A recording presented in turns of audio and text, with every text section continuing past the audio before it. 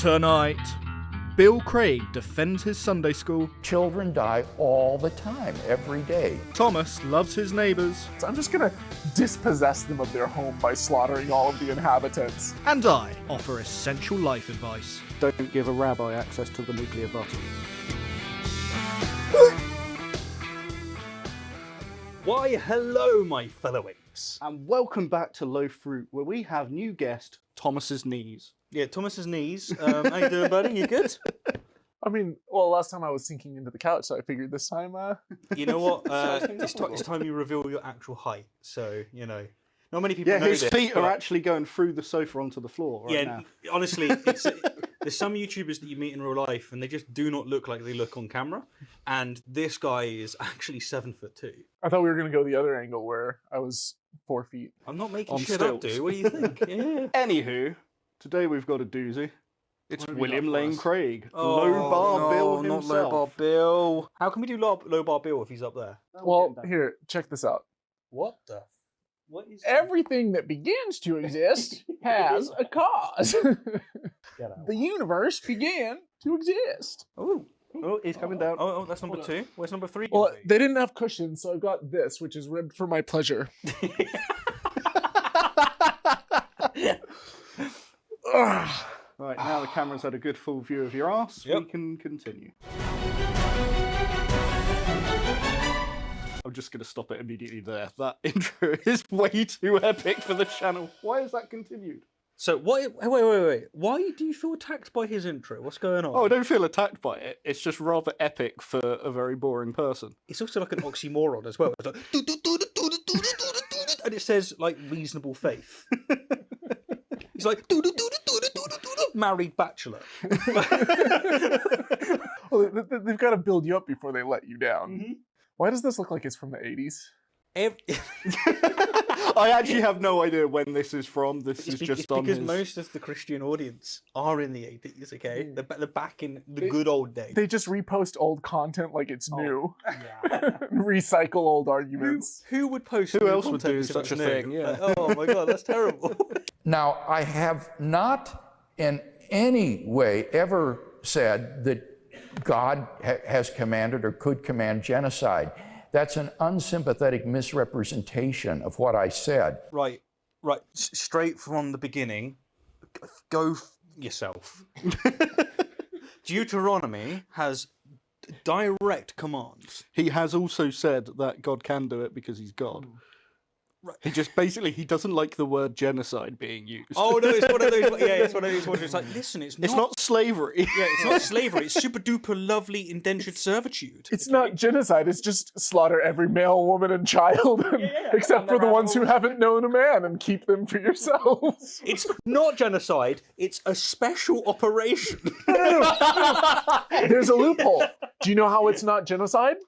Go on. Because you spare the virgins. Oh, that makes You didn't sense. wipe them all Deuteronomy. out. Deuteronomy, you don't. So how's he going to do with that So, one? He's but if, as long as unwatchable. it's not systematic, it's not genocide. That is what he's doing, isn't it? It's got to be like completely redefine the word to go, no, don't be silly. It's not. Of course it's not that.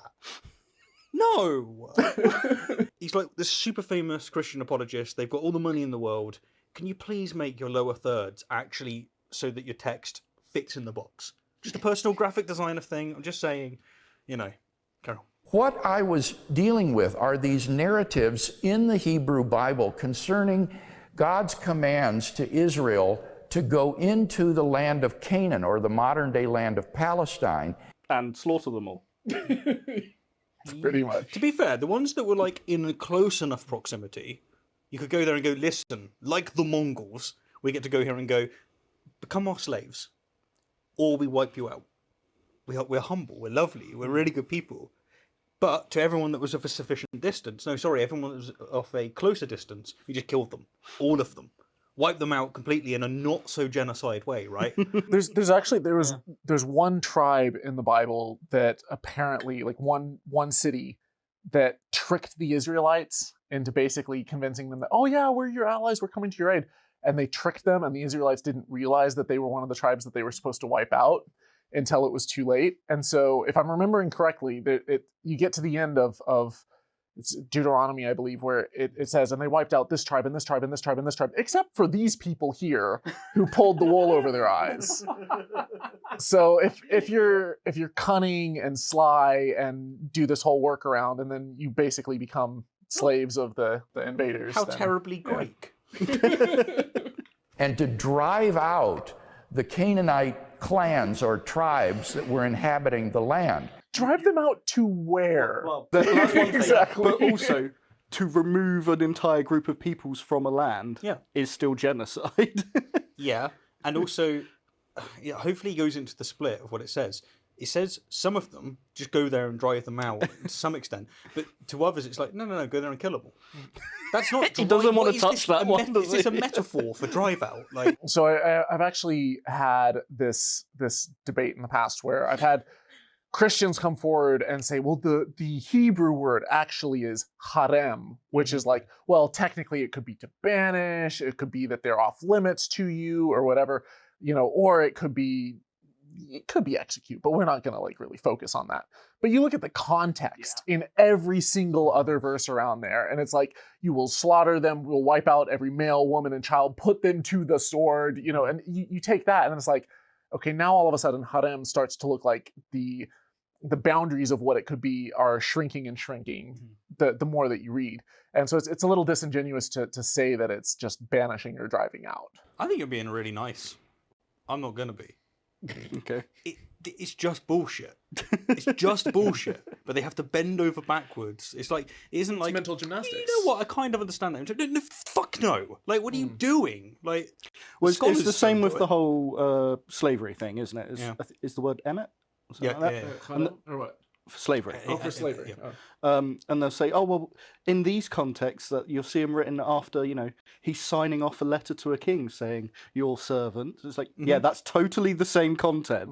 Yeah, Context is the guy who's being bought and sold. And they isn't normally it? do that to try and go, yeah, this obviously is, getting us to go, obviously Leviticus, when it says, buy your slaves from the land around you, and that you can hand them down and their children down as property forever. They're forever yeah. yours. That's the This same is as... totally, this other verse that's like completely out of context and only is appealing or appropriate for Israelite slaves, saying that you have to let them go after 6 years. That totally somehow remedies the gymnastics of it, man. Well, that's where I love to respond to apologetics or to apologists with the ultimate comeback that they always throw at us, and that's, you're taking it out of context.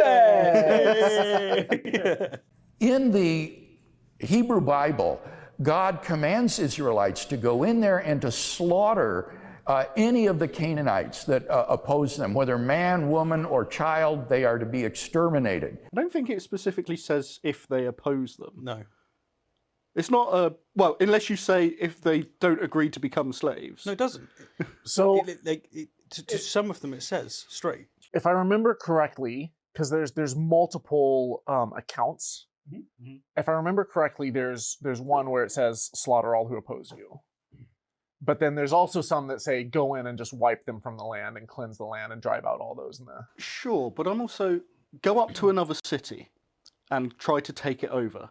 If they oppose you because they don't want you to take their city, then it's okay for you now to kill them all. Yeah. That's not exactly fair. It's what the Mongols did. Yes.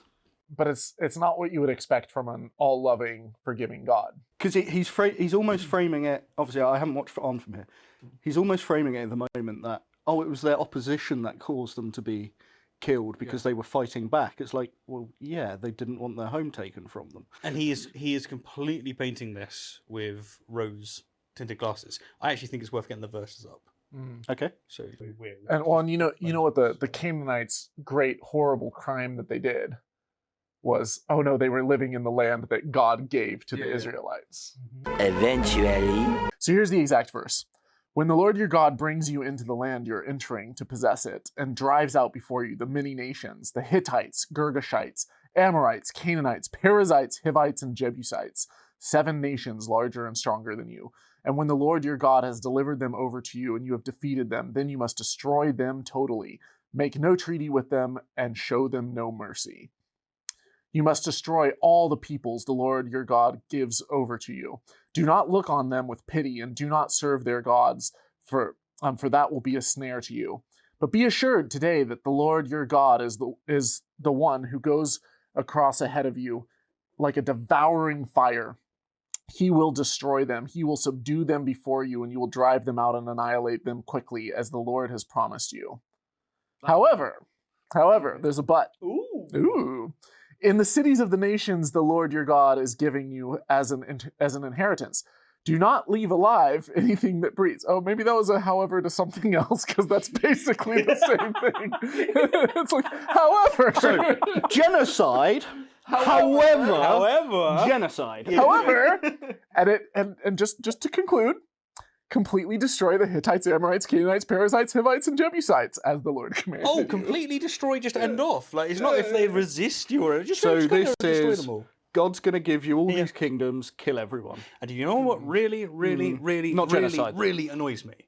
If we had someone, that's right. If we had someone like come on stage and try and defend some of the atrocities that we all recognise, everyone would go, that is a disgusting human being. And yet Bill can do it on stage for Christianity, for Judaism. And all of a sudden, we look at him as if, like, this is legit good stuff. It reminds me of Paul Copan when he's trying to justify the slavery in the Bible. It's gross. It's disgusting. I can't wait till we get to a world where we look back at this and go, that is entirely fucked up. Yeah. Right. While Steve's clearing up the coffee, I will make sure we are demonetised. Imagine if William Lane Craig was stood here at his pedestal and he said, look, Hitler didn't carry out a genocide. He was just trying to drive the Jews out.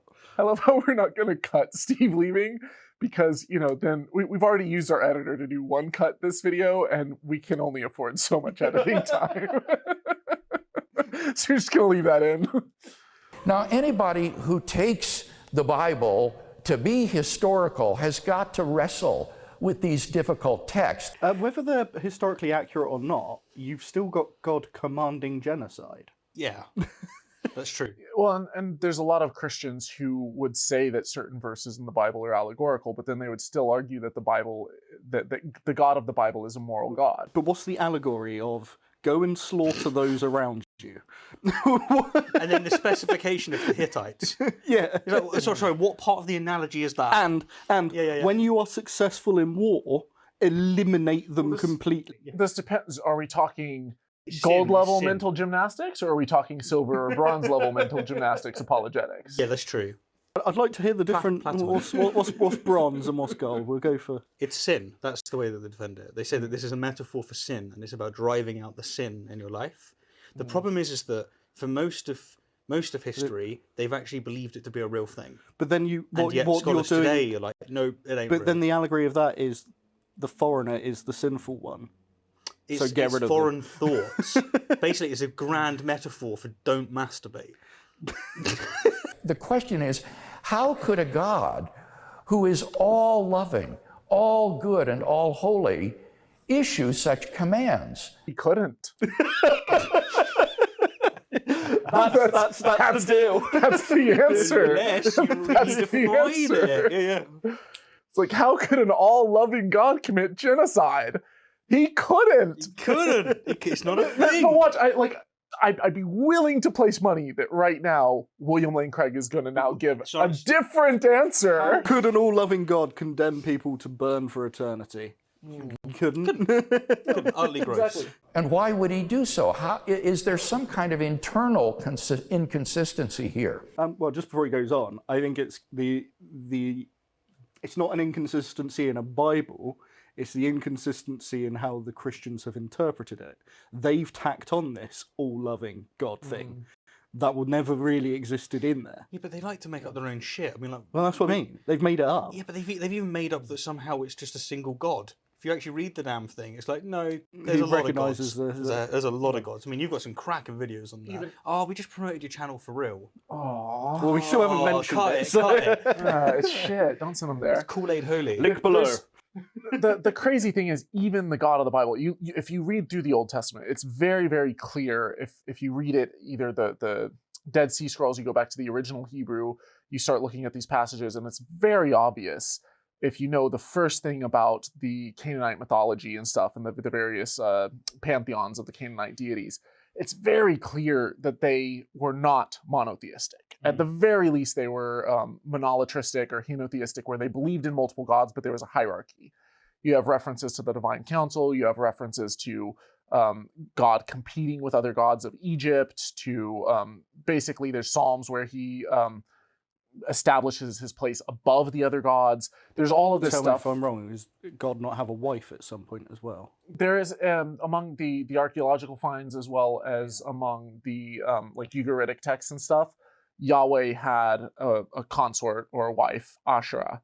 And there's actually, if you look at the Old Testament, there's multiple different words for God. One is El or Elohim, and the other is Yahweh. And these were two different deities. And they were two different deities that were worshipped in that area. That Yahweh was kind of a later deity that he wasn't at the top of the pantheon, but eventually supplanted El. But then when you read through the Old Testament, it's very clear that you have these two different lines of, you have the Yahweh source and you have the Elohist source. And at one point they merge the two together into one, and eventually you get monotheism. But this idea that there's just one God in the Old Testament is absolutely absurd. And that God is explicitly good, because again, you're going to have to correct me. Does he not say, I am a vengeful and jealous God? Yeah. And there's this idea that God was perfect and that God was like all powerful, all knowing, was unlimited in all these capacities is a relatively new thing. Initially, God had limitations. That's why you have verses where God is unable to drive out the enemy because they had chariots of iron. It's like Couldn't find Adam and Eve. God could not. People couldn't worship God outside of the land that was his, because God's inheritance was the kingdom of Judah. Which is why he's expanding his land. Yeah, so Go and expand. he expands it out so that he can be worshipped elsewhere, because otherwise his jurisdiction ended where the nation of Israel ended. And so this idea that God is all powerful and all knowing and all loving and stuff, it's just not the case. It's the deities were much more like the pagan deities of Greek mythology, where they have their limitations, they have their flaws, they have their imperfections. They're much more human in their desires and their acts. Yeah, for sure. And the other thing to emphasize here is that what you're saying is scholarly consensus. Yeah. This isn't like this is some atheist YouTuber. No, this is No, scholarly consensus. You can find Christian scholars that will tell you, yes, this is the scholarly consensus. Yeah. They may say that they don't believe it or they've got other views, but they will recognize that this really is what it is. Yeah. And this is the thing. When you read the Bible and you really take the time, you end up coming away going, it really is not the way that you're taught in church. Whereas, if you have someone else such as Bill read it for you, you get this utter crap. How many people in that audience have actually read the Bible cover to cover themselves? It ain't about reading it, is it? Yeah. You know what I mean? Like, it's just, they're there for community. They've been brought up into it. They are the ultimate victims of Christianity. Well, just the fact that the NIV... They'll have one in their bedside table, but they won't have read it. The fact that the NIV and the KJV are the two most popular Bibles in the States, and yet they're the most inaccurate from the original text, is just, that says it all.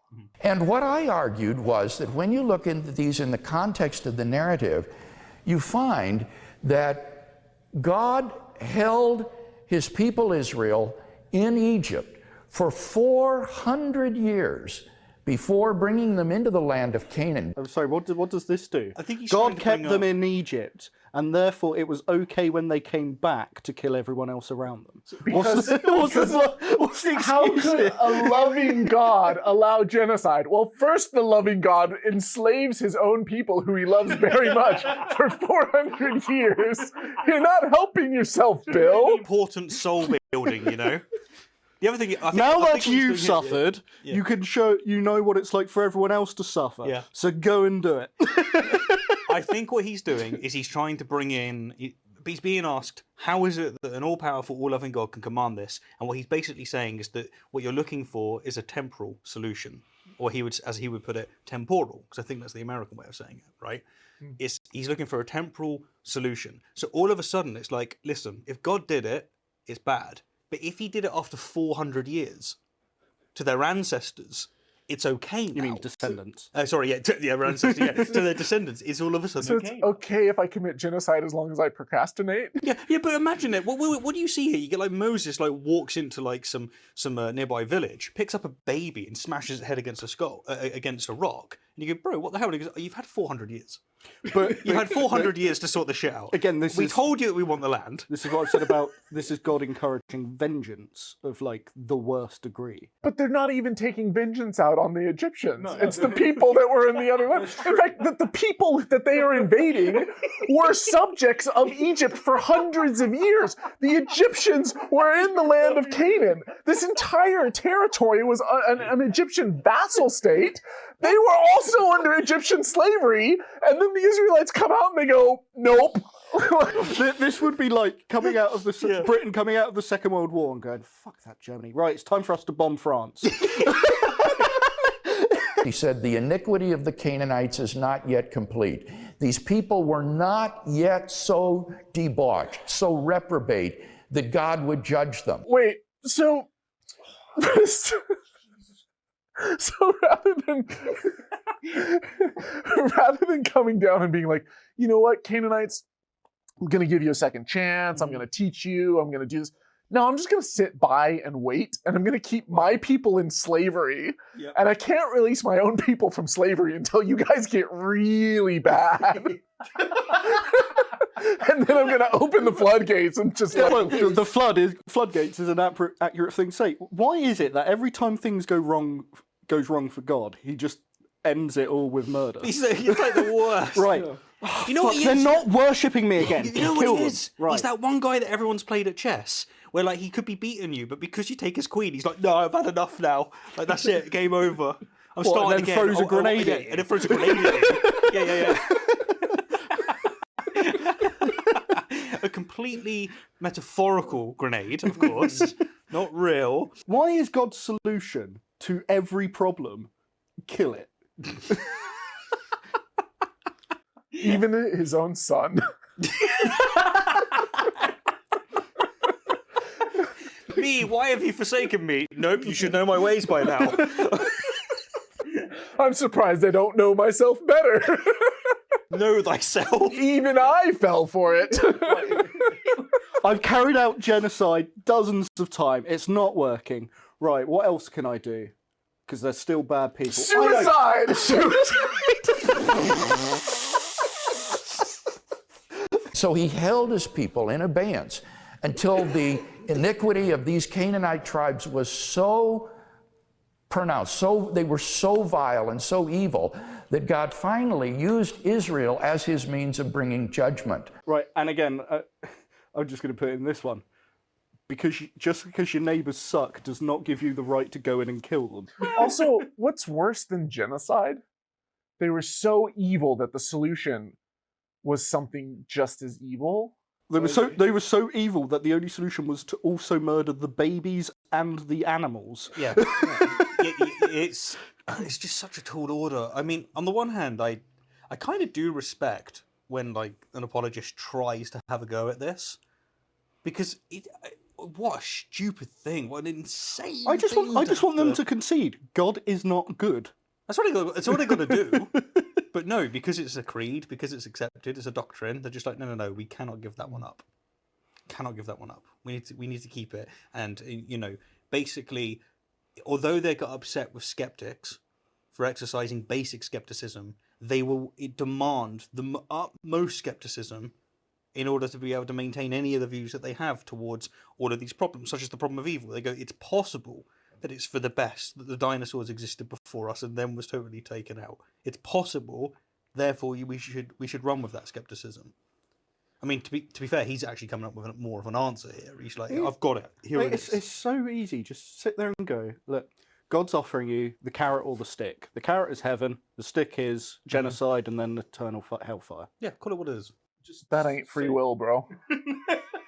In the same way that God would later use pagan nations like Babylon and Assyria to judge his own people, Israel, by allowing them to come in and sweep through the land and conquer the people. There's also this really strange thing where suppose in some other land someone does something that makes God upset, and then God uses you as an instrument to do something that otherwise is not permitted. So like going around and murdering people, generally a bad idea. But God goes, I'm gonna use you as an instrument of my will. Well, this is what I said. other- It's the command of, oh, thou shalt not murder, which is to say, thou shalt not illegally do that which is unlawful. Yeah. Only applies because if God commands it, it's illegal. It is legal. Yeah. If God commands it, it's perfectly fine. It's just like, no, might makes right. And then what do you get as a carry out of this? Where you get people that are saying, oh, God has spoken to me, and these people need to be exterminated. Yeah. Well, and you end up with the basically the problem with the divine command theory, where you've got the Euthyphro dilemma. Like, is something good because God says that it's good, or is it good? like what makes something good or bad? And I think that when it comes to this, there's an aspect to it also where if I am living a good, righteous life and I have not done anything wrong, but there's these people that God wants me to punish, if I go in and I slaughter an entire village and kill everyone, I'm getting PTSD from that motherfucker. So it's like God's like, you're my chosen people. I love you guys so much. Now go in and traumatize yourself by just slaughtering everything. Maybe, while God won't click his finger and get the job done, he will click his finger and make sure that you don't suffer that PTSD. I think it's there's God some level of, conditions you to enjoy it. Yeah. I will just say, by the way, if this ever got a response from Capturing Christianity, Bring It On Bill, one of the things that will happen on the Euthyphro dilemma is they go, no, they don't understand. What's actually going on is it's within God's character. That's what's happening. The can-kicking theodicy. It's the can-kicking theodicy, yeah. And really what it pushes down to is, does God decide his nature, or is it aligned with something? If God decides his nature, it's arbitrary. Yeah. If it's aligned with something, good. It's a goodness outside. Their solution to it isn't anything. Let's say it's just kicking the can down the road. So that this represented God's judgment upon these Canaanite tribes. And when you read the ancient non-biblical literature about these tribes, this was a culture that was incredibly evil. Point of order, the culture that they went into historically, because he wants to talk history, he wants to talk, based off of the archaeological finds, based off of, and this is scholarly consensus, the Israelites did not actually conquer the land. The Israelites were the Canaanites. They emerged out of that backdrop, out of that people group. So everything that he's saying right here is utter crap. The other thing is, it's funny, he says outside of the Bible, but he's not. He's referencing the Bible. If he's going outside of the Bible for these claims, he cannot ignore the fact that outside of the Bible, there is no evidence of the Exodus. Yeah. So for him to say that and then say that they were incredibly evil tribes, those incredibly evil tribes he's talking about, that is the Israelites. That's who he's talking about. And there's no evidence that they were any more evil or wicked or awful than anyone else in that area at that time period. Yeah. Another thing to be added here is that Bill is doing something that Bill does a lot. Apologists do this a lot, but Bill is very, very good at it. Well, almost. What he's doing is he's actually committing himself to very, very controversial views. For instance, that the Exodus happened in any kind of capacity, right? He does this with metaphysics when it comes to like Hilbert's Hotel. His view, no one takes it seriously when they're in the field. They just go.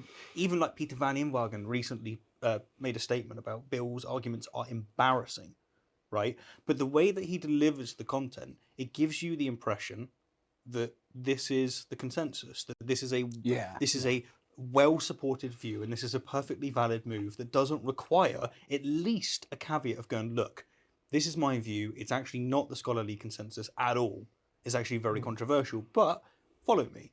That humility is just never, even if you had, this people. Is contested, but... Yeah, but it's just never, because that's not the job of an apologist. The apologist is there because those people in the audience want to feel comforted. Yeah. And so him coming out with that honesty isn't going to do the job. But Bill's not a historian.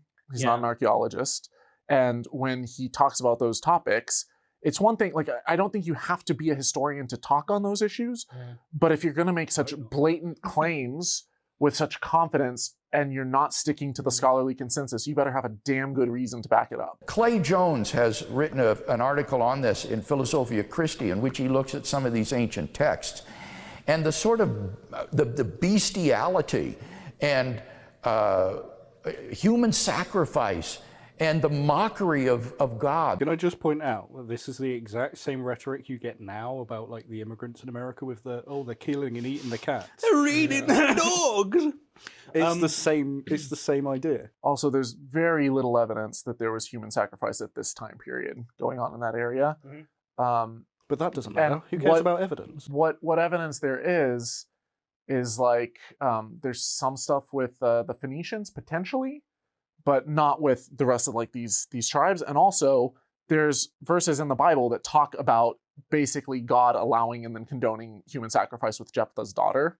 Yeah. So you really can't go down this route if you're not willing to be intellectually honest and apply the same standard across the board. Because God is actually fine with blood sacrifice. Yeah. Frequently. He's also doing something that very common you see inspiring philosophy, Michael Jones do. And that is that when he does actually make a controversial statement, like recently Michael made a really controversial statement saying that scholars are leaning more and more towards the conquest of Canaan actually being a real thing. He then went on to quote someone which gives legitimacy to his claim and makes out it's exactly. Now the person he quoted, okay, right now I don't know, normally for an RR video I'd go through the research and but I'm going to take a punt, right? Is the person he's quoting actually representative of scholarly consensus? Does he study in that field? Does he study in that field, David Falk? You have like all of these various elements. None of this comes through with apologetics. And it's a deliberate obfuscation. It's a presentation. Like the entirety of apologetics is just a polished turd. That's why there's so many people within religion who have fake PhDs. Yep. Because they go to these diploma mills and you end up with like Dr. Kent Hovind. Yeah. And it's like, where did Kent Hovind get his doctorate from? A diploma mill. He got a doctorate in truthology. Yeah. Like, it's nonsense. And yet, as soon as they slap it on, or you look at people who they have honorary doctorates from Oral Roberts University because they are a respected pastor and faith healing con artist. Yeah. And, you end up with people like Dr. Rodney Howard Brown. What is his doctorate in? I dare you to look it up. And what happens in this field specifically, it's normally tangential fields. It's normally they're going to quote an Egyptologist to talk about like interpretations of Hebrew language. It's something along those lines. And it's normally someone that really isn't fitting in with whatever the norm is. Well, like Answers in Genesis will get like a geologist to talk about abiogenesis. And it's like, you're not a microbiologist. You're not a chemist. You're not a biochemist. I was going to say the latest one I saw crop up on Facebook was using an inorganic chemist to say that evolution is impossible. It's like just because you've got a doctorate does not give you authority in the field. I mean, even with Bill, like Bill is a super smart dude, but then he talks about metaphysics and makes claims that are just utterly juxtaposed to what the actual scholars hold. But you know what people are like will come back with to you? Yeah, but he's published books and you have... Oh, he's published books, isn't he? Yeah. But that's the entire infrastructure, isn't it? It's like what they see is they see someone that's like eager and they go, right, we're going to get you a publishing deal because then you're an author and we can say that on stage. Oh, we're going to get you a doctorate, even though like all you got to do is turn up. We're going to like really like big you up here. What have you had with all of your debates? Oh, they always want, like author of this blah blah blah blah blah and this accolade and this accolade and YouTuber Stephen. So what they could do is they go author of a self-published book, but they go bestseller. What, in a Christian magazine Or like bestseller within the religious category of Christian books on Amazon, self-published. Exactly. You need to say that for under £2. Yeah. Where if you make 10 you make 10 sales, you are now in the top 10 bestsellers of that tiny micro category. Whereas like what they do with someone like me is they go YouTuber. Whereas what they could do is they could say philosophy communicator has 350,000 subscribers, something like 45 million views, international speed. Like you could. There's all sorts of things. It's all presentation, man, yeah. So they'll buff up their side while just sort of ignoring your own success. It's a polished turd, boys. And the mockery of God that characterized this culture was really, really vile, and it raises the hair on your neck to read these texts of what these people were like. Yeah, that's actually one of the reasons I don't believe that the conquest of Canaan was commanded by an all-loving God. I read it, it's disgusting. It's interesting. Sorry, I just have to keep referring to modern day things here. This is Russia saying our neighbours are Nazis, so we've got to invade. Yeah. It's as soon as you can make the enemy or the minority group that you're trying to exterminate seem like they are inhuman. You dehumanize them, you make it sound like they're doing barbaric, awful things like eating pets. You make it seem like they're cockroaches, they're not human, they're engaged in bestiality, they're engaged in human sacrifice, and all of a sudden you can justify horrific things. But the thing is that let's assume for a second, let's give William Lane Craig the benefit of the doubt and say that everything that history and archaeology has shown us is wrong, and there actually was a conquest and they actually did go in and conquer them. Do you not think for a second that the victors would write the history books and retroactively paint the people that they conquered in this light in order to justify the horrific things that they did? It's just how history works. And I'll also point out is even if they were doing those things, there's other solutions that don't involve slaughtering them to the last man, woman, and child. Especially the children. And the animals, the livestock. Were the livestock also engaged in human sacrifice? Again, if you read Roman defences of the rape of the Sabine, it'll be the same thing. It's precisely this. It's like they're bending over backwards to defend something because to them it's really important. It's to do with the establishment of Rome. It's the protection of Romulus and Remus, right? They need to make sure that these stories and these characters, their qualities are redeemed. And so they do exactly what Bill is doing right here. And yet the average Christian will look at what their writings are like and be disgusted by it. I'm even thinking, like, what do you get now with the anti-Semites? They'll say that, the Jews are running all the world governments. It's the same thing. Well, and the same thing with the justifications of Gaza. You know, it's painting them in this light of they are all like this. They are all these horrific people and terrorists and whatnot. And you saw it in Rwanda between the Tutsis and the Hutus. You see it in every ethnic cleansing around the world where the step one is vilify and demonize and dehumanize this other group of people. And that allows you to do unjustifiably awful things. Yeah, so what he's doing here, he's kind of rolling with the narrative. Yeah, you're right. It's a post hoc version. But with any other genocide around the world, if you tried to do this, it would be seen as awful and atrocious, but you do it with the Bible and somehow it's okay. And this story of the conquest of Canaan only comes after the story of God's judgment on Sodom and Gomorrah. And you may remember in that story, Abraham argues with God and says, God, if there are 50 righteous people in these cities, will you destroy them? Will you destroy the good along with the unjust? And God says, no, for the sake of the 50, I will not destroy them. And then like a Middle Eastern merchant, Abraham bargains with God. Well, God, if there are 40 in the city, will you destroy it? So what he's obviously about to build to is, oh no, there was no one in these cities. Yeah. Not even the animals. Nope. All of them were wicked. Even the babies. To be fair, this is coming from a room full of Christians. I was about to say. A room full of most likely pro-life Christians. I was about to bring up the unborn infants. That aren't even batting an eye when they're talking about slaughtering everyone, including pregnant women. Yep. Pregnant women, babies. And yet somehow you want to talk about post-birth abortion? Like, jeez. But it's fine. But this is a very weird paradox that I've seen Destiny, for example, note about evangelicals and conservative Christians. The way that they can just completely flip. It's like you go back like 10, 15 years ago, and they were utterly like, you know what? Soviet Union, Russia, they're our enemies. Today, they're like, let's get out of Ukraine. What? The glorification what happened? Like Vladimir Putin is like, man climbs a bear, and it's just like, actually, no, we were wrong about communism the whole time. God says, no, for the sake of the 40 righteous people, I will not destroy it. And God says, Abraham says, oh God, don't be impatient with me, but if there are 10 righteous men in the city, will you destroy it? And God says, no, for the sake of the 10, I will not destroy it. And Abraham doesn't dare to argue any further with God. God, what if there's 3.5? What, 3 and one of them's pregnant? Yeah. God, what if there's 3 good men, 2 okay women, and Well, because women were thought of disgusting back then. Yeah? and 1 entirely mediocre duck? Would you then slaughter all of them? If there's 12 cows that are without blemish. But the purpose of this story, which comes in the narrative prior to the conquest of Canaan, I think, is to emphasize that God is not going to judge these people until they are utterly, utterly deserving of judgment. He was willing to wipe out the entire city, whether or not everyone was entirely deserving. It took some negotiating in order to get him down. Fine,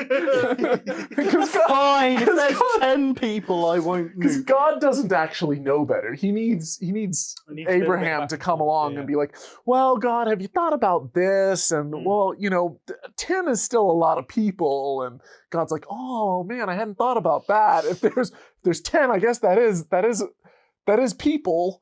Of course, it'd just be revealed that God was always like, no, I'm not going to wipe any of them out, but I'm just going to allow Abraham to ask these questions about, oh no, I'd allow 40. What I'm getting from this so far is don't give a rabbi access to the nuclear button. God is not going to judge these people until they are utterly, utterly deserving of judgment because they are so debauched. I want a t-shirt now that just says, so debauched. Can we make that happen? Just add it to your merch store and just so debauched or just debauched. The story of Sodom and Gomorrah is illustrative of why God held his people for 400 years before bringing them into the land. And when he brought them into the land to judge Canaan, what was that judgment? Hang on, so what he's saying is God kept the Israelites in slavery for 400 years until the Canaanites were ripe for the slaughter. I didn't just misunderstand what he said there, did I? God works in mysterious ways. Kind of like fattening up a calf. Where it's just like the sin level is just expanding, and then God's like, "Ooh, He's like, that's juicy." wait another winter. Because it's almost, He's going to get better. there's almost an element there, like, if I let the Israelites out of Egypt first, then maybe they'll bring the sin of the Canaanites down. So I need to keep them as slaves until everyone there's evil, and then they can kill them all. And it's almost like God wanted to wipe all of them out, Yeah. but he's like, "Oh, I can't yet because there's still 10 good ones." Yeah, that's kind of what I'm feeling. He's like, right, I'll hold them back until they can do every single person. It's like the last good Canaanite dies out, and God's like, "Finally, genocide time! I've been waiting 400 years for this." What was that judgment? It was not to commit genocide. That is an utter misrepresentation. There was no racial war here. Didn't it just say 7 people groups? There was no racial war here, just the Jebusites, the Amorites, the Hittites, the explicitly not the Israelites. Right, since we're already demonetized, right? You've got this, in this situation, you have the Israelites being God's chosen, and they are, in this situation, reminiscent of the Aryan race in Germany. Yeah. And what you have is, we're going to have all of this space. We are chosen. We get to do this. We get to do that. But it's not about It's not race. genocide, it's carrying out God's judgment. What are you on about? It's explicitly, you're my people, you get my land. What he's done is he said it wasn't about having a genocide. It's just that was the consequence of it. Isn't by definition telling someone to exterminate a people group and not marry with them because they will defile you and they will cause you to follow after their gods? Like, isn't that, you're like, these people, do not marry them. They are impure. You'll have impure blood. You'll follow these gods. You know, instead wipe them all out. Isn't that by definition, at the very least, ethnic cleansing? Yeah. Like, I just, yeah, the mental gymnastics. No, here because is- God wasn't aiming for ethnic cleansing. It's just that was what needed to be done. An all-powerful God that can achieve anything wasn't aiming, he missed. So also, if it was about just removing them from the land, couldn't God just like snap his fingers and bloop, oh, they're in Australia now? Yeah. Well, this is the other thing, isn't it? Is God could have actually dealt with all of those people mercifully. All of them. Yeah. Even if he wanted them all dead. Yeah, well, and this is at a time period where God comes down and talks to people and wrestles with people physically, and yet you somehow, he can't know that this is what it takes to change someone's mind. I'm going to appear to them and He could have cast a massive cloud of carbon monoxide over the cities so that everyone just died in their sleep. No. Blood and slaughter. It's the only way he knows. There was no command to pursue and hunt down the Canaanites and exterminate them all. Command. I'm pretty sure there is. I'm pretty sure that's blatantly false. Sorry, Steve, what Bible. gymnastics is he doing right now? No command. Pretty What sure he's it's saying called is- lying. Is it because it doesn't say Canaanites? No, he's saying, look, if they managed to escape, there wasn't a command to hunt them down and kill them all, so it's not a genocide. There's multiple passages where it does that, though. I'm pretty Where it sure there says- is. If we can, Pursue them and wipe them from the land, and they literally pursue them to the river's edge. so he's just lying. Yeah, it also said you are to kill them all. It doesn't say you are to kill them all unless they go over the line, in which time you go, oh damn, you're safe. Yeah. That's not how that works. Yeah, exterminate them all doesn't mean exterminate everyone but the ones that manage to escape you. So he's just doing everything he can to find a way to not have this as a genocide, but he's still not dealing with the major problem. This is That God is this the all-good God is commanding you to wipe these people out. Yeah, and this is a genocide of his intellectual integrity. There's times where I respect the guy, but this is just gross. What was the command? The command was to drive them out of the land. Steve, can you bring that passage back up? Yeah, again? go on. To drive them out with the tip of a sword, puncturing through to the other side. All right, let's Drive find the their right blood one. out of their bodies. There we go. We got a quote. See if it sounds like what he said. Do not leave alive anything that breathes.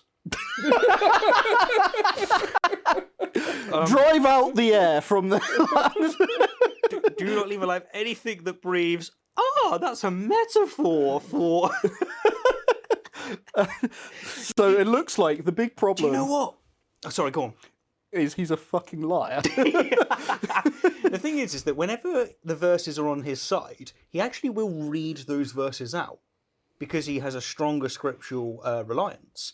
Here, however, notice that he hasn't read them out. No. Or at least it looks like it. Maybe he's got it on the wall or something. I don't know. Maybe he's chosen.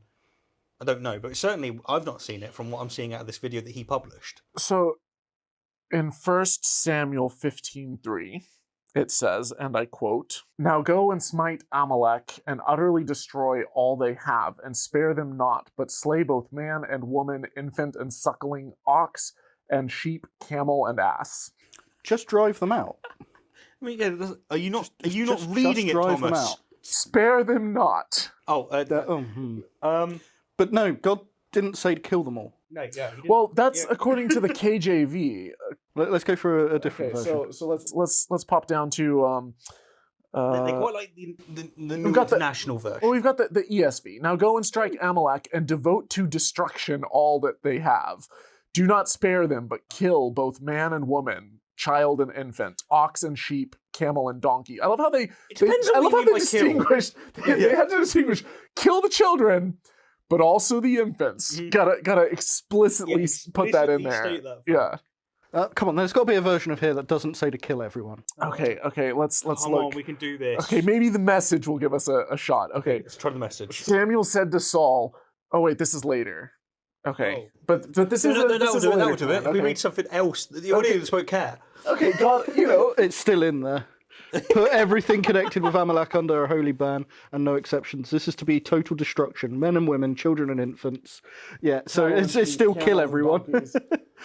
God has given these guys 500 years. No. Well, but see, this isn't the initial invasion of Joshua into Canaan. This is later. God does it a second time. Billy Come boy, on, you're come not on. getting away from But- this. but maybe the new international version. Go for it, go for it. All right, I'm ready. Oh, do not spare them, put to death men. Come on. Come on, NIV, you had one job. Sanitize your Bible. Come on. Low Bar Bill is not getting away from that. That was just a lie. That was a massacre. The land is what was and remains so all important to these Middle Eastern people. No. It wasn't important to the people. It was important to God. Wait, the land was what was important to these nomadic people. That's a good point. And of course, for every other culture around, the land wasn't that important. No. They were actually happy floating. God wanted the Israelites to have land, so everyone else needed to go. You're not. This isn't helping anything. Who has the land? And what God was doing was destroying these Canaanite petty kingdoms. Germany wanted more land, so what Hitler was doing was invading Poland. Yep. I'm sorry. They wanted more land. These petty kingdoms. Yeah. Because they got... This isn't a good excuse. No. Also, like, you've also got like the justification for how Hitler invaded Poland, and he got his narrative by going, "Look, here's some bad Polish people. Now we're justified to go and do what we want." And then years later, it's revealed that it wasn't bad Polish people; it was Germans in Polish army uniform doing it. But the point being is what you were mentioning earlier. You just need to find some kind of narrative to be able to justify, and then, LowFruit hurts me sometimes. As nation states, he was destroying these nation states, in effect, by dispossessing them of their land. And their lives. Look at the language. Dispossessing. Stealing. Murdering. Well, let's ignore let's ignore the killing bit. Yeah. Dispossessing them. You mean stealing? Stealing. Yeah. But if you use nice language, you know. It's just do everything you can to undercut the gravity of the Israelites went in and they gently put them to sleep. See, this is where the cognitive dissonance. This is where the cognitive dissonance gets super, super strong, because if anyone in that audience were to go out and like walk over to their neighbor's house and be like, "Oh, my neighbor's Hindu, they're practicing abominations by worshiping other gods, I'm just gonna dispossess them of their home by slaughtering all of the inhabitants," I highly doubt that anyone in that audience would go and do something like that, because they know that it's horrific and atrocious. And yet here, somehow they're able to hear William Lane Craig talk about it, nod along and be like, "Oh, well, God commanded it. It's great. It's great. Just perfect." And bringing in the Israelites and giving the land over to Israel as the land of Israel, the promised land. Hang on. This is the all-powerful God that could have just created land for them, right? No, he'd run out of points. Right. He'd spent all of his points up. Couldn't make any more land masses. Yeah. I know. That's why Jesus is taking so long to come back. His mana bar is refilling. Precisely, you know, like he couldn't just get this done quickly. It's important for soul building. It's important for this and that. Totally makes sense. You just squint real hard. He just used it all his mana on a giant global flood. Yeah. I'm just like, is that why Jesus actually got killed? He went, "Oh bugger! I spent all my bloody mana burning that bush. I could teleport off this cross if I had it." Spent the magic. What did I do? I should have got a long rest. I only got a short rest, and so I didn't get my spells back. I confused all of their languages for building a tower. I flooded the entire planet. I appeared as a talking donkey.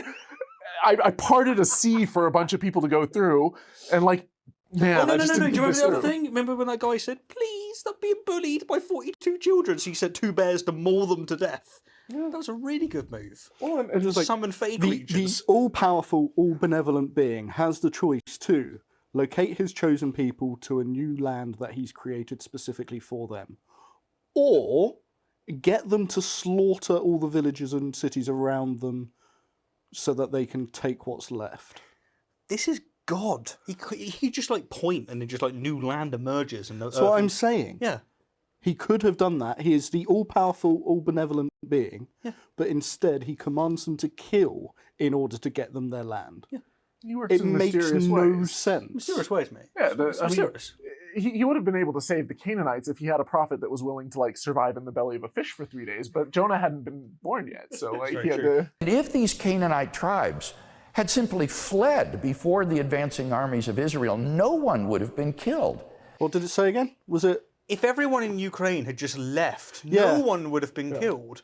That's a good point. Yeah. You know, why doesn't he make the same argument for like okay, so you've got all these immigrants pouring into the US, you're worried about them taking your jobs. Well, if you just moved, if everyone in the US just if you left, just moved and got jobs in the UK, then no one would take your jobs in the US. but the problem is that in this analogy, they'd be sat there going, "I'm sorry, it does say don't leave anything breathing, so I do have to kind of follow you out." Just again carrying the logic over. If Poland and France and Britain had just surrendered, there wouldn't have been a war. There wouldn't have been a World War II. There wouldn't have been a World War II. Fucking moron. There was no command to hunt down the Canaanites, no intention to kill them all off and eliminate them. I feel like we need the one where it said, kill them all, man, woman, child, infant, ox, donkey, and whatever else it was. It's like going to a court of law and looking for a motive, and you find someone's personal journal and it says, I want to slaughter this whole family, every last one of them down to the child. And they're like, well, if only we had a motive here. He didn't say that he wanted them all dead. If they had just left their homes. So, okay, let's grant his narrative here, right? Let's suppose that it's like, you know what, you've somehow got a fair point here where there isn't an extra verse that says follow them out and murder them. You've still displaced an entire group of people from their land. It's like, as Joshua Byrne would put, sick flex, bro. What do you get out of that? You still have this. The question is, I'm pretty sure, also, by the way, even if you didn't kill them all, but just remove them from the fucking entire landmass, that still counts as genocide. Of course it does. And this is the point. Like, you have this horrific thing commanded. How do we square this with an all-powerful, all-loving God? Well, it's not that. He thinks he's got an answer. He thinks people are going to listen to him and go, no, you're right. Because the way that you solve it is you realise that God didn't command the Israelites to go out and follow them. And and now the audience, presumably, are sat there going, Well, actually, what you get there that solves it. is who managed to run away. It would be able-bodied and adults. So who's left behind in the city is the elderly, the pregnant, and the infirm. Kill all of them. And the infants. Yeah. Oh my god. Oh no, you're right. It's like, oh dear. It's even worse now. Now the comparison to Hitler has all of a sudden got worse. It was only those who stayed behind to fight. Or were unable to run away. Or couldn't run. And again, I'm sorry, if a group of people are invading your land, you have every right to fend them off. You've also got the situation where there's just like a donkey eating, and then someone goes up and goes, "You stay to fight." I'm just eating, bro. Just leave me alone, okay? Last week I was on your land anyway. I'm a free donkey. Like, leave me. You got to think, there must have been, obviously, assuming this happened, which it didn't, there would have been at least one person giving birth at the time of it. So, just trying to deliver a baby, and the Israelites burst in the room. Your combat! He'll be like, John, why did you kill the baby? Like, it's only just been born. It didn't run. It didn't leave. It had the opportunity to leave. To be fair, if it was a female baby, they could take it for themselves. No, not in this It would case. still be a virgin. Not in this case.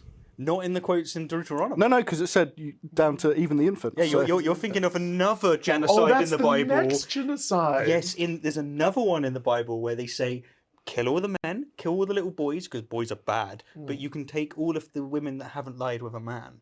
This is God learning. This is like Giga genocide. You see, this is God learning that it's actually easier to expand your kingdom if you a lot of women. Jesus Christ. And in fact, there is nothing in the narrative to suggest that any women or children were killed.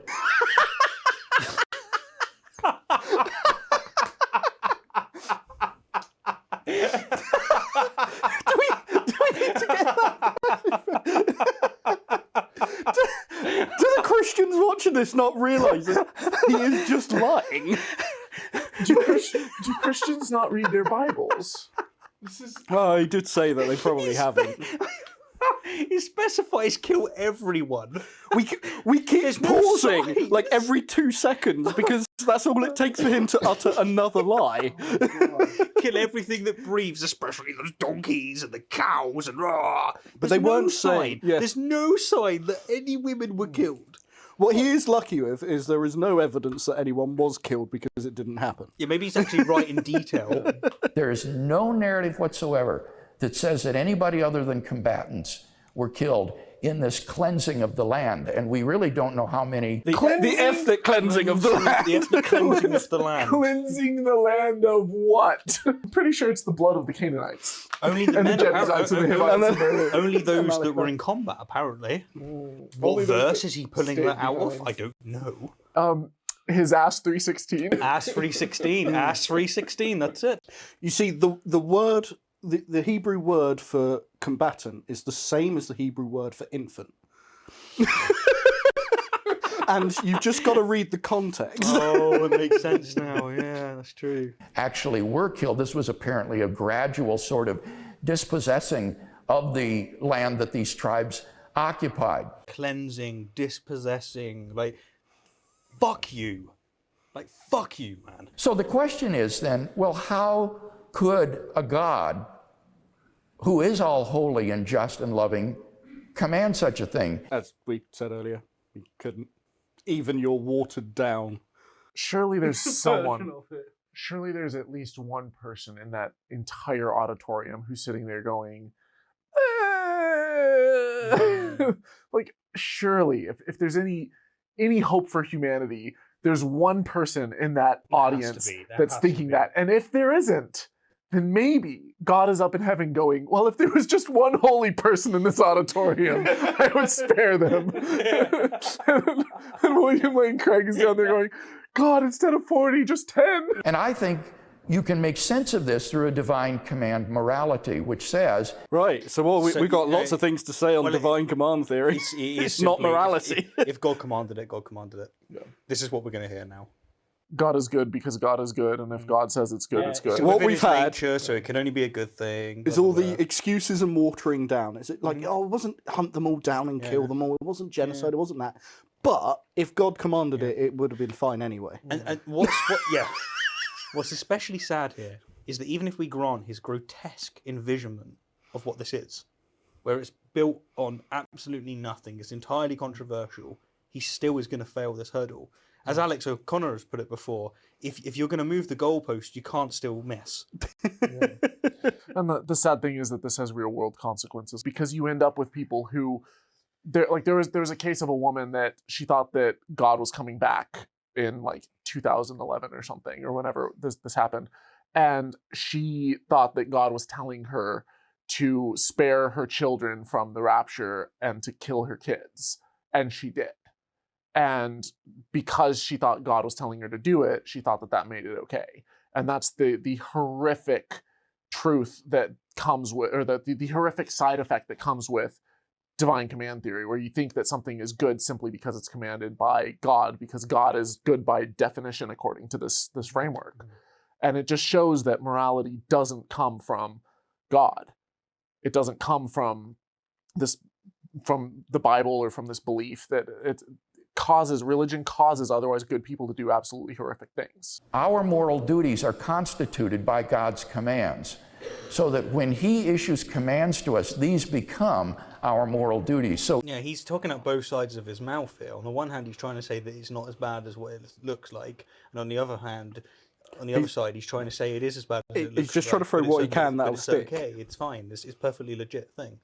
Israel and the armies of Israel became, in effect, the instrument by which God judged these Canaanite peoples. Oh, they're the victims. So They're the real victims. They had to be the instrument of God.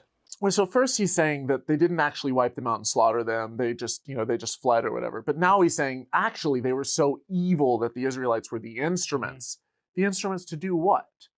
To just displace them? He is. He's given like Dispossess he's given them of all, their- isn't he? And if what Israel is doing, you think that it's so horrific. Well, if they're just coming in and it's like not really that bad, they're just coming into some land and some people are leaving so that they can make room for them, because these are evil people that just run away.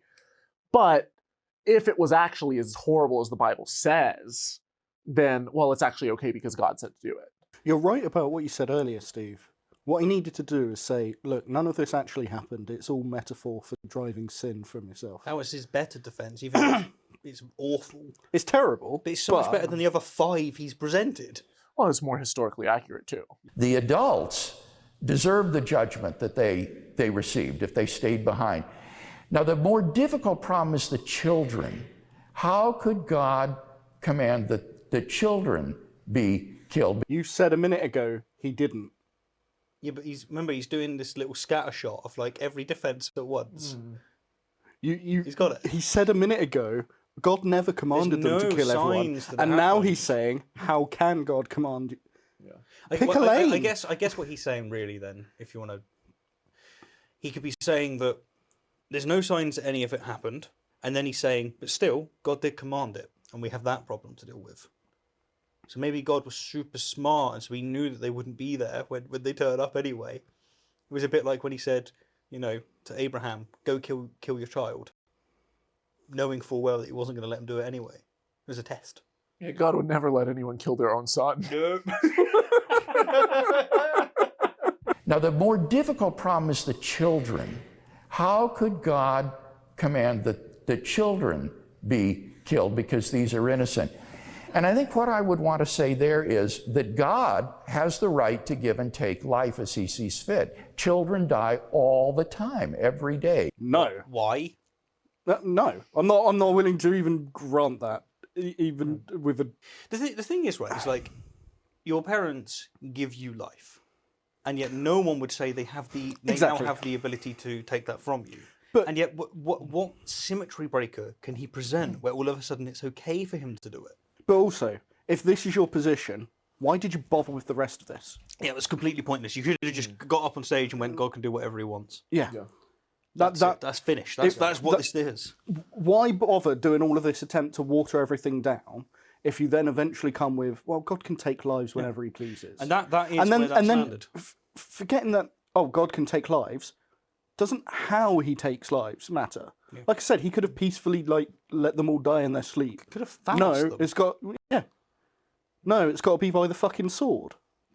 Sorry, but the entire contention is, how do we square an all-powerful, all-loving God with these obvious atrocities? And his answer is, God can do what he wants. Yeah. Well, and also one of his answers is God can do what he wants. It doesn't actually satisfy the condition. The condition, because what he's saying is, God can allow genocide because God causes other suffering. It's how am I missing something? It's because he's now moved on to babies die all the time. You've just brought the problem of evil and the problem of suffering into the world.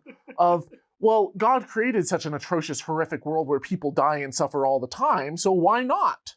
It's like you haven't solved the problem of this cannot be a perfect, good, loving God. You made it worse.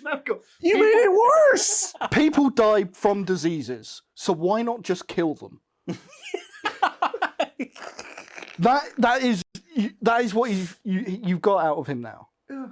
People die from diseases, so it's okay for them to be killed. It's okay for God to kill people because God made so much suffering. He's love. I gotta say, Defense 6 isn't doing it for me. Let's see what this is the worst one yet. Yeah. Number 7 will blow your mind. Children die all the time, every day. People's lives are cut short. God is under no obligation whatsoever to prolong anyone's life another second. He's not prolonging it, Bill. He's explicitly... Actually, yeah.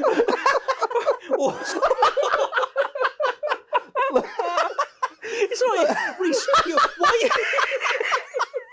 why are you over there hurting people? What are you doing? Please stop doing that. Why are you hurting people? I'm under no obligation to extend their life. Why does God kill all these people? Well, he's under no obligation to prolong their life. Oh, you know what? Number 7 was worth it. That's a really good one. This is their best guy. This is their best guy.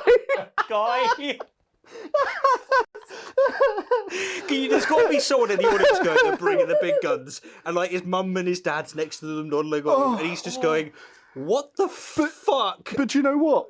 He's wrong anyway. Surely you would argue that a parent's job is to protect and look after their children. Unless you're God, then you can do what the hell you want. Because I was going to say, are we not the children of God? Yeah, but it's a special relationship. So if I have a child and my kid comes to me and says, please, Dad, I'm hungry. And I go, I'm under no obligation to extend your life. It's worse than that. It's okay to starve your You're commanding. And then you stab him in the face. That's now the title. Yeah. It's okay to starve your kids. It's actually worse. It's like you're deliberately and explicitly commanding that the older brother go and take all of the food and drink from the younger brother. And then when social services turn up, you go, I'm under no obligation. Wow. I mean, I know he's been nicknamed Low Bar Bill for a while, but... This is the best guy. The bar's getting lower. God is under no obligation whatsoever to prolong anyone's life another second. So he has the right to give and take life as he chooses. He lands that as if it's a conclusion, as if it follows from It's some like it's modus obvious, ponens. It doesn't. He's God, so he can kill who he likes. This isn't an argument. This isn't like even he hasn't done us the dignity of pretending this has anything to do with an analytical framework. He's just going, God can do what he wants. The question is how can an all-loving being kill everyone that he chooses? Well, he is God. Good game. What? Imagine a scenario where God wasn't all powerful. And like, let's say that you had dozens of gods or hundreds or millions of them, and they're all able to create beings. Let's imagine that we live in that world right now, that we're able to make an AI creature that is sentient and has emotions and feelings and hopes and dreams and can experience pain. If you create something like that, I hope if we live in a moral society that we would set up protections for those new created beings so that they aren't tortured and they don't experience unnecessary suffering. But if I create that being and bring it into existence, does that somehow give me the right to now torture it and kill it and cut its life short? Or would society be like, no, that's evil, that's unethical, that's needless suffering, we're not going to allow that? Now, all of a sudden you have God being all powerful, and somehow might makes right is what Bill is saying, is that somehow because God is God, because he's all powerful and he created it, therefore he's entitled to be a bully. This isn't working for me. And the way that he'd phrase it is, no, it's within God's nature, which is perfectly good. But what he's actually doing is just can kick it. He's just redefining good. Yeah, he's just redefining good as whatever power. God says. Yeah, it's power. Contradictory power. So only within Christianity would suddenly genocide be good. Good, yeah. No, that's not true. Islam. Islam. Moreover, if you believe as I do in the salvation of infants or children who die, what that meant was that the death of these children meant their salvation. Oh, argument 8 is soul building speedrun. Oh, yeah, that is. What a merciful God. I'll tell you what though, if it's so great for them to die while they're infants because that means their salvation, why do we not all die as infants? Because some of us have to go through growth in order to earn the keys of heaven, okay? These were the most lucky, fortunate children to have ever existed. Well, if God knows that they're going to be evil, why doesn't he just like boost the miscarriage rates? Sorry. Slide that little. I'm gonna sour the mood a little bit. But you know that Sour thing- the mood Yeah, from yeah. increasing the miscarriage. He's already taken us to the bottom of the barrel. What are you going to bring up this time? You know that story of the SS officer on the Auschwitz trains that took the crying baby and smashed its head in until it stopped? Yep. Salvation. Salvation. Went straight to heaven. That SS officer was doing God's work. And this is the problem. It's exactly the same defence, but Christians look at this Do you, and know, they do go, you know what I mean? You take the thing that he just said and actually apply it, and it's monstrous. and yeah, But if you take it in this very vague sort of, well, it was their salvation, you get away with it. cleansing, you know, changing the Would he agree with me that, you know, well, agree with me, you know what I'm saying here. Yeah. would he agree then that the SS officer killing that child by bashing its head against the train was doing the child a service because it was giving it salvation? I see what you mean. So, like, because he's saying that under his belief, you can actually infants. I don't know. Say up to about the age of what, like 17 or something. Oh, if you fucking die, then actually you're going to go to heaven, and God likes you. But if you go a day over, then all of a sudden it's like, sorry, bro, but you should have converted to Christianity. He's got like this weird situation where he's saying children, under his view, go to heaven. Is he now obligated to say that people that go and murder children are actually doing the children a service? Well, if that's the case, that's an entailment of that. That faith. is an entailment. if that's the of case, then shouldn't Christians be under an obligation to not just go and proselytize and spread the gospel to every corner of the world, but when they kill the encounter children of non-children, children, just slaughter them all? You're right. Yes. Under this rubric, they should be pro-abortion because Yes. they think it's a life and they can end it quicker Yes. and get it straight to heaven. Straight to heaven. Yeah. It's a speed run. Yeah. It's a speed run. Yeah, It's- soul building speed run. But you're right. With what he said here, is all Christians should be pro-abortion, especially for non-Christians. Yeah. That's a really interesting entailment of Bill's view. Wow. Or his 8th or 9th view, whichever Okay, one so this is.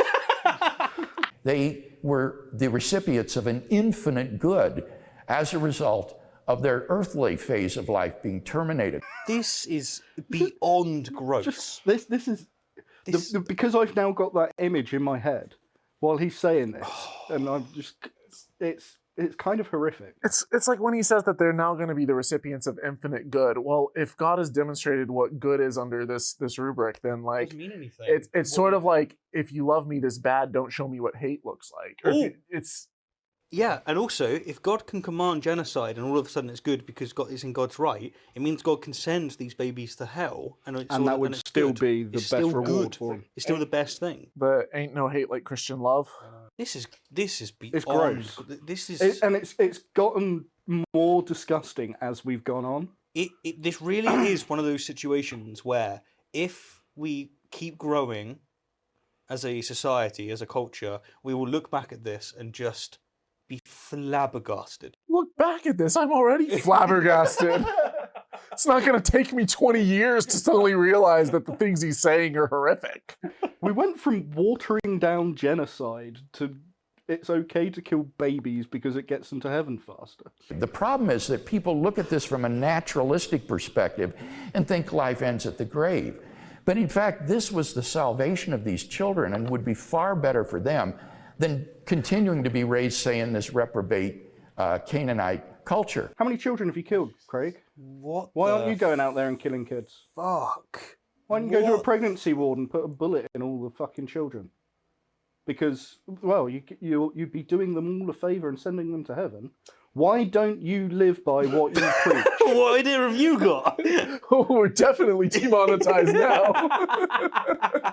Listen, one rule about LowFruit is despite we needing to get a successful channel for Reese to come on full time, he wants to destroy every episode just completely.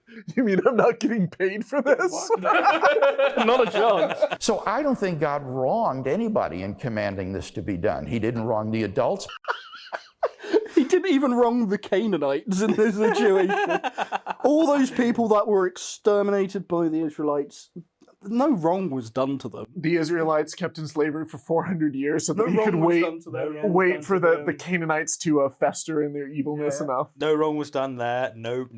Driven from their land. No wrong was done there. No wrong done to the livestock. I do hope Capturing Christianity and Craig see this. Oh no, because you know what they do. I don't care. No, I we want do. them to know how disgusting I think what he's saying is. Dude, this is this is Capturing Christianity's modus operandi.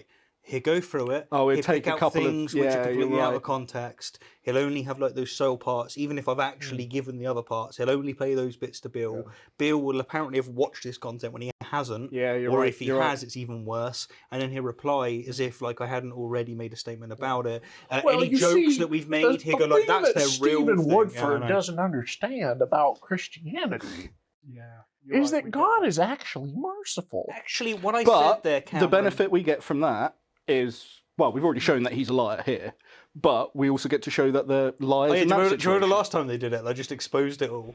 I don't think God wronged anybody in commanding this to be done. He didn't wrong the adults because they were deserving of capital punishment. He didn't wrong the children, if there were any that were killed, which we don't know, because God has the right to take their lives, and in fact, they were the recipients of a great good. So I don't think there was anybody that was morally wronged in this affair. Recipients After a of a while- great good, a cleansing. Even sitting here on the couch, after a while, you hear it so many times that you almost become numb to it. And I think when you're in church, the Overton window of what is seen as normal and okay shifts so far to where someone can come out and just talk so callously like this about ethnic cleansing and genocide and slaughtering babies, And call it a greater good. and they can just be like, that's the greater good. And it's atrocious. It is. It's like the calling those children the recipients of a good. I'm just lost for words. It is abysmal. So it seems to me that it is possible for God to do so. I think only one thing needs to be added, and that is that God had morally sufficient reasons for issuing such an extraordinary command. He didn't order this thing, and now we've got again. Well, they were evil enough for him to issue the order that he didn't order. But don't worry, because none of the kids And it's were killed okay anyway. even if it had happened, because, dude, Only combatants were he there has anyway. thrown every possible argument. This feels like O.J. Simpson saying, well, I didn't do it, but if I did, here's how I would have done it. Kind of. He's just given like 9 contradictory accounts to fix the genocide problem. Come on, Bill. What's your final solution? How extraordinary and out of the ordinary this command was. It is associated with the conquest of Canaan and the dispossession of the land and giving it to these people. And God, I think, had morally sufficient reasons for doing this because these people were due for judgment, and by issuing so harsh an object lesson to Israel, by using them as his instruments for bringing judgment in this way, he emphasized to them, as nothing else could do, how they were to be a holy people set apart for God himself. And they demonstrate that by committing genocide. What we've just got is the greater good that came out of this is that the Jews can kill who they want because God says it's okay to. Kids went to heaven, even if they did. No kids died, but they went I to thought he was heaven. about to go down a different angle, which is, look, I've just had you genocide these people for being evil, so if you ever fall to corruption, you'll be next. I thought that was the route he was going to go down, but he didn't. He went down a worse one. I expected too much of Low Bar Bill. Yeah, well, that's your problem. And not to follow after the pagan deities of Israel's neighbors, not to betray their faith and apostatize and follow these Canaanite gods like Baal and Molech and others. This was an object lesson to them to preserve Israel and the salvation of these people. Oh, I am right. He is saying that this was essentially God's threat back to the Israelites. That's one of his arguments. Remember, this is a cluster shot. It's everything, all in one, for absolutely nothing. Through which, of course, the instrumentality of Israel, he would eventually bring the Christ into the world and effect the salvation of the entire world through Christ. Through more slaughter. Yeah. It's like the solution is always execution. By the sword. Yeah. Or the hammer and nails. So I think God had morally sufficient reasons for doing such an extraordinary thing, which is really unique and not something to be repeated or expected in any other time or age. Something to be repeated, except for the times that it's repeated. Parts of the Bible. Except for the parts that we literally read where it's like, well, now it's Samuel talking to Now Saul. it's different. Hang on. What was done to the Canaanites was not to be repeated to the Amalekites and the- yeah, it's like it happens in the Book of Numbers, but I think Book of Numbers is before Deuteronomy, so he's covered on that one. Well, and it also happens in the Book of Samuel. Oh no, but yeah, but like they were special. It was you know. And then he didn't stop like the numerous crusades and the expansion Oh my through by gosh, the sword through other Crusades. countries. Imagine how many lucky children were involved in the entirety of the Children's Crusade. They ended up horrifically mistreated, which under Bill's paradigm means they went to heaven. You know, I thought that by the end of this episode, I would have sunk so low on this couch, I would be below Bill's low bar. But I'm like not even halfway there yet. Monster. This is a very good example of religion making a already morally questionable person very, very bad. Very bad. This is the most disgusting thing I've seen from Bill Craig. It's one of the most disgusting things I've ever seen in apologetics. Yeah. It's vile. It's disgusting. And the fact that there's crowds of people that cheer this stuff on. Well, I think he's done an adequate job defending genocide. Oh, gosh, man. Like, They think it's like, well, it wasn't really genocide, but even if it was okay because God said so. And actually, it was better for the people because the children went to heaven. yeah. And, well, he didn't kill everyone because some of them escaped. And, like, what? And the thing We've is- had everything, and they've all been shit. All of them. Not one of those excuses was acceptable. The best one is the one I gave him that he didn't do. Yeah. It's like he presented an entire cafeteria where every single dish was just a heaping pile of shit. That was awful. I Awful. would say sorry, but it's Reese's fault that we covered this. I gave him a choice of 2 videos. Oh, it's your fault that we went for this one. Thomas, We'll do the other one. What was at the another other point. one? Brian is it Holdsworth on Why Atheists Are So Angry? Well, now I'm angry. I'm not angry. Well, now I I'm know just why I'm disappointed. Now I'm angry. I'm disappointed in humanity. I'm gonna go out and slaughter a baby for dinner. Yeah, well, Yeah. on Do me a that favour. note, I feel like God is telling me to. then you're allowed to. Yeah. Yeah. Makes it okay. Yes, all this talk of killing infants has made me hungry, so I think it's time for dinner. I think so as well. I think it's a good idea. Thank you, everyone, for joining. Thomas, you are okay. And you've sunk even lower, which is really, really good. He's still not on Bill's Still level. nowhere near Bill's level. We'll have to dig a hole for him. Indeed. Catch you soon. Bye!